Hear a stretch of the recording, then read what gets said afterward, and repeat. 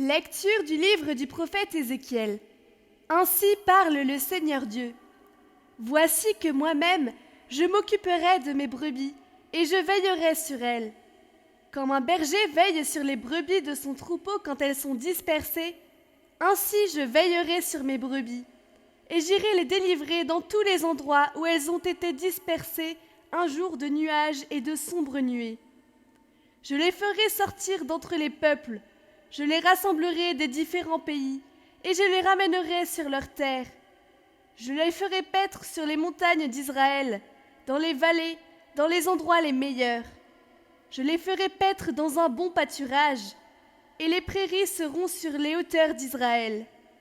Là, mes brebis se reposeront dans de belles prairies, elles brouteront dans de gras pâturages, sur le mont d'Israël.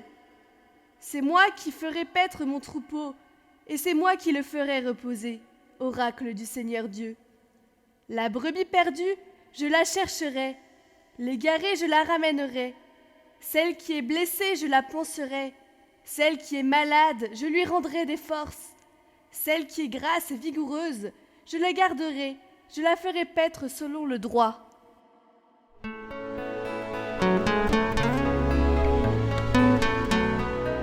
Lecture de la lettre de saint Paul apôtre aux Romains.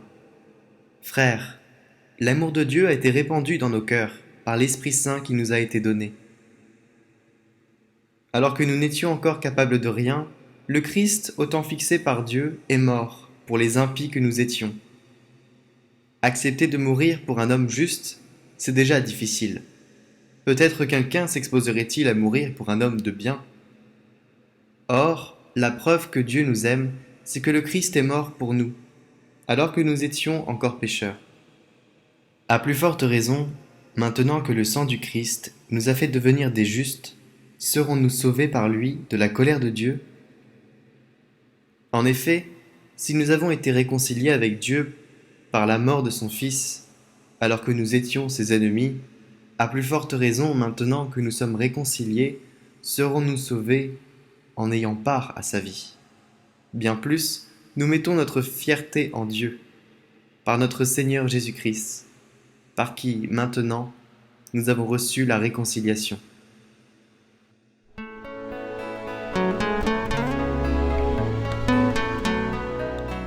Évangile de Jésus-Christ selon saint Luc. En ce temps-là, s'adressant aux pharisiens et aux scribes, Jésus disait cette parabole.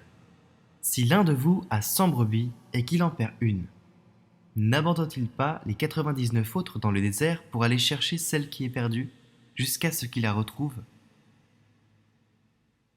Quand il l'a retrouvée, il la prend sur ses épaules, tout joyeux, et de retour chez lui, il rassemble ses amis et ses voisins pour leur dire « Réjouissez-vous avec moi, car j'ai retrouvé ma brebis, celle qui était perdue. » Je vous le dis, c'est ainsi qu'il y aura de la joie dans le ciel, pour un seul pécheur qui se convertit, plus que pour 99 justes qui n'ont pas besoin de conversion.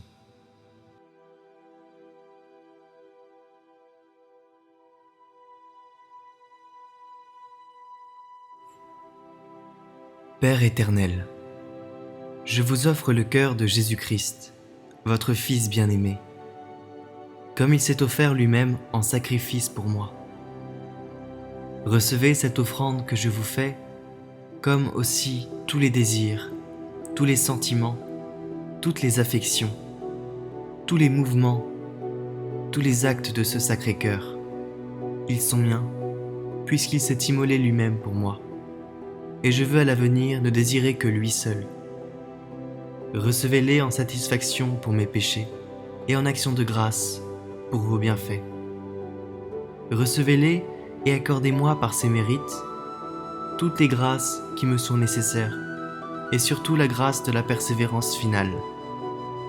Recevez-les comme autant d'actes d'amour, d'adoration, de louange que j'offre à votre divine majesté, puisque c'est par le cœur de Jésus que vous pouvez être dignement honoré et glorifié.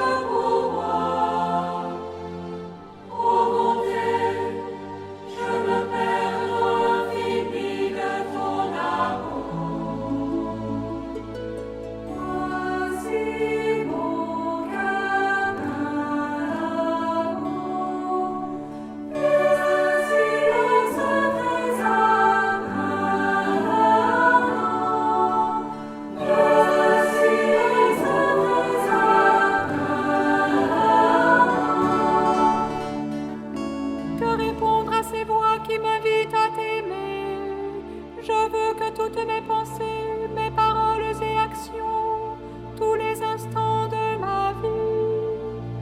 Et même tous mes péchés